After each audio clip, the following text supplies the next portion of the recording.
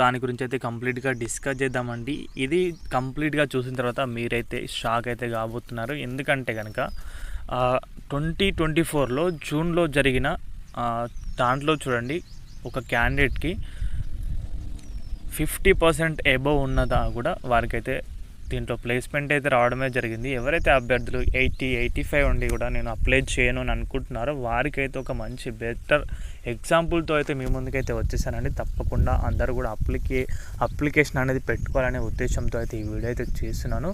So మీకైతే with ప్రూఫ్తో అయితే చూపెట్టాలని చేయడం అయితే జరిగింది. ఎంత పర్సెంటేజ్ ఉన్నా కానీ మీకు అప్పుడప్పుడు మీకు లక్ ఉంటే కనుక తప్పకుండా మీకు దాంట్లో నేను చూపెట్టేది పీడబ్ల్యూడీ క్యాండిడేట్స్ గురించి అయితే కాదు. తక్కువ పర్సెంటేజ్ ఉన్నా కూడా జాబ్ వచ్చిందని చెప్పడం కాదు, ఓబీసీ క్యాండిడేట్తో అయితే చూపించబోతున్నాను. సో మీరు తప్పకుండా అందరైతే చూసి అప్లై అయితే చేసుకోండి గైస్. ఎవ్వరు కూడా ఇక్కడ మీరైతే చూడొచ్చు, ఓబీసీ క్యాండిడేట్ బీపీఎంగా పోస్ట్ అయితే రావడం అయితే జరిగింది. బీపీఎం ఓబీసీ క్యాండిడేట్ ఎంత పర్సెంటేజ్ ఉంది, నార్త్ ఈస్ట్కి అయితే ఆయన అప్లై అయితే చేసుకున్నాడు. ఇక్కడ 52%కి 52% ఉన్నా కూడా అతనికి బీపీఎంగా అయితే రావడమే జరిగింది. ఎవరు? ఓబీసీ క్యాండిడేట్ అండి. మీరు చూడండి, ఎస్సీ కాదు, ఎస్టీ కాదు, ఈడబ్ల్యూఎస్ సర్టిఫికేట్ ఏది ఓబీసీ క్యాండిడేట్కి అయితే రావడమే జరిగింది. ఎప్పుడు 52%కి. ఇక్కడ మీరు కింద చూసుకోవచ్చు 84%, 84, 83 ఇలా ఉన్నవారు చాలామంది. ఇంకొకరు ఇక్కడ చూడొచ్చు 74% ఉన్న పీడబ్ల్యూడీ. ఇది పీడబ్ల్యూడీ కేటగిరీ నేను కూడా ఒప్పుకుంటా, ఎందుకంటే వారికి కొంచెం రిజర్వేషన్ ఉంటుంది కాబట్టి వచ్చింది. ఓకే, 74% నార్త్ ఈస్ట్కి అప్లై అయితే చేసుకున్నారు. ఇక్కడ మీరు కింద ఇంకొక చూడండి 50%, ఇతను కూడా పీడబ్ల్యూడీ క్యాండిడేట్ సి కేటగిరీలో కాబట్టి 50%కి రావడమే జరిగింది. సో ఇక్కడ మీరు నేను ఏం చూపెట్టాను, 54% ఉన్న 52% ఉన్న ఓబీసీ క్యాండిడేట్కి అయితే రావడం అయితే జరిగింది. బీపీఎంగా అతను నార్త్ ఈస్ట్కి అయితే అప్లై అయితే చేసుకుంటాడు.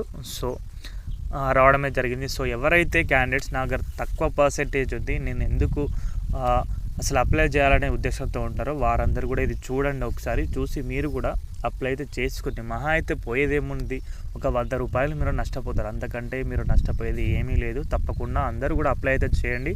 మీకు ఒకవేళ లక్ ఉండి మీ క్రైటీరియా అనేది వేరే వాళ్ళ క్రైటీరియాతో మ్యాచ్ అయ్యి ఇంకా ఎక్కువగా మీకు ప్రిఫరెన్స్ వస్తే కనుక తప్పకుండా పోస్ట్ ఇందులో జాబ్ రావడానికి అవకాశాలు అయితే ఉన్నాయి. అండ్ అదేవిధంగా ఫస్ట్ మెరిట్ లిస్ట్ అనేది ఎప్పుడు వస్తుందో మీకు కూడా చెప్తాను. ఇప్పుడు లాస్ట్ డేట్ వచ్చేసి March 3 వరకు అయితే ఉంది కదా అప్లికేషన్స్కి వచ్చేసి. దాని నుంచి 15 రోజులు, 15 నుంచి 18 రోజుల్లో తప్పకుండా ఫస్ట్ మెరిట్ లిస్ట్ అయితే రిలీజ్ అవుతుంది. ఫస్ట్ మెరిట్ లిస్ట్ అనేది రిలీజ్ అయిన తర్వాత 10 డేస్కి డాక్యుమెంట్ వెరిఫికేషన్ ఉంటుంది.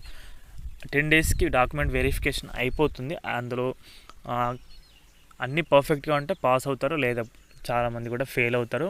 సో ఏం చేస్తారంటే మళ్ళీ 15 to 18 డేస్ మధ్యలో సెకండ్ లిస్ట్, సేమ్ ఇదే ప్రాసెస్. మళ్ళీ 10 డేస్లో డాక్యుమెంట్ వెరిఫికేషన్, మళ్ళీ 15 to 18 డేస్కి లిస్ట్ 3, ఇలా 6 లిస్టులు అయితే రిలీజ్ చేయడం అయితే జరుగుతుంది. సో ఎవరు కూడా అప్లై చేయకుండా మాత్రం ఉండకండి, తప్పకుండా అందరూ అప్లై చేసుకోండి గైస్. సో ఇది అప్డేట్ అయితే కనుక మీకు ఒక మంచి ఇన్ఫర్మేషన్ అయితే ఇచ్చాను అనుకుంటా. వీడియో నచ్చితే వీడియోకి అయితే ఒక లైక్ చేయండి గైస్. మన ఛానల్కి ఎవరైనా కొత్తగా వచ్చుంటే సబ్స్క్రైబ్ అయితే చేసుకోండి. థ్యాంక్స్ ఫర్ వాచింగ్ అందరికీ. బాయ్.